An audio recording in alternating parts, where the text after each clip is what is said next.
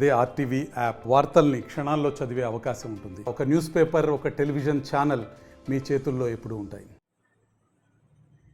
ఆంధ్రప్రదేశ్కు చెందిన 3 ప్రాంతీయ పార్టీలు, అటు వైకాపా, ఇటు టీడీపీ, ఇటు జనసేన, ఈ 3 పార్టీలు కూడా బీజేపీ పార్టీకి బానిసల పార్టీగా తయారైపోయాయి.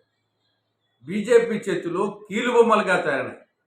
బీజేపీ చేతిలో కబాలీలుగా తయారైనాయి. బీజేపీ ప్రాపకం కోసం తెగ ప్రాకులాడుతున్న ఈ 3 పార్టీలు. ఆంధ్రప్రదేశ్కు నంబర్ 1 ద్రోహి బీజేపీ. రాష్ట్రానికి సంజీవని లాంటి ప్రత్యేక హోదాకు పంగనామాలు పెట్టింది.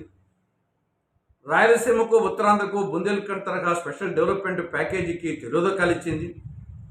కడప జిల్లాలో శైల ఆధ్వర్యంలో స్టీల్ ప్లాంట్కు స్వస్తి పలికింది.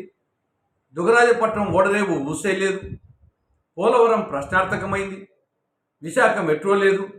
విజయవాడ మెట్రో లేదు. విశాఖ చెన్నై ఇండస్ట్రియల్ కారిడార్ లేదు. కాకినాడ పెట్రోకెమికల్ కాంప్లెక్స్ లేదు.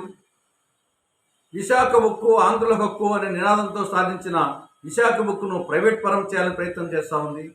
ఈ విధంగా కేంద్రంలోని బీజేపీ ప్రభుత్వము, బీజేపీ పార్టీ రాష్ట్రానికి తీరని ద్రోహం, మోసం, అన్యాయం చేస్తూ ఉంటే బీజేపీ ప్రాపకం కోసం ఈ 3 ప్రాంతీయ పార్టీలు ప్రాకులాడుతూ ఉన్నాయి.